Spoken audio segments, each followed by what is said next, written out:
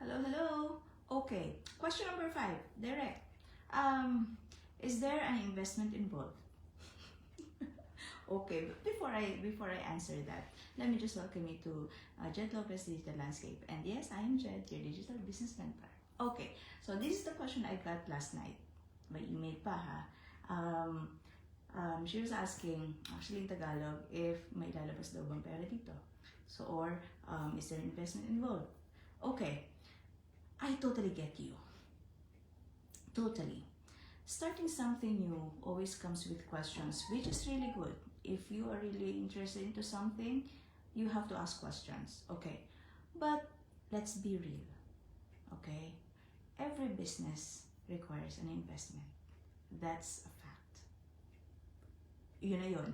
Okay, now, when I say business, it can be, let's say, franchise, or it can be any other type of business, na traditional one.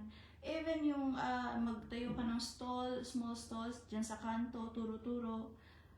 Anything that you will start something new, you have to be ready that there is an upfront costs. Okay? So, yun na yun. Pero, what's the good news? The good news is, starting a digital business is actually way more affordable and hardly a fraction of starting a traditional business like a restaurant in my instance. Diyos ko po, talaga naman. Ako, ayoko na isipin kung gaano kalaki yung nagastos ko dyan sa resto. But here, it's just a fraction. Hardly a fraction. And another good news, whichever country you are residing in, because this business is global, so there are like financing options also available. So, depende na yan kung nasa ang lugar ka. Now, another good thing, so apart from that it is way more affordable, this time, this digital business has way lower risks. Okay? And it gives you the flexibility to run and build it in your own terms. Kasi nga, we have a proven system. There is a working blueprint that every one of us can just plug into and use it. So, ayun na siya. Okay.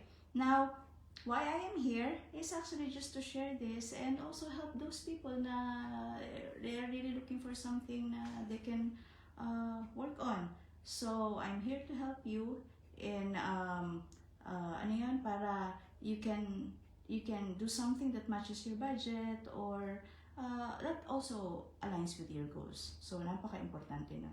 Okay, so ayun lang. I think it's better to think of it as investing in your future.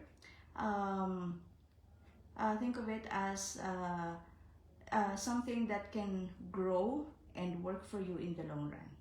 So, ayun lang. And I hope na nagkaroon din na kalinawan ng inyong mga katanungan. And if you have any other questions, just drop them in the comment below. And don't forget to hit like and love and tag along and follow sa aking mga social medias. And yes, I'll see you on my next one. Marami pa mga nakaline up na tanong. Isa-isa lang. Okay? But, Saturday ngayon na. Happy Saturday, guys. Have a lovely weekend. Bye.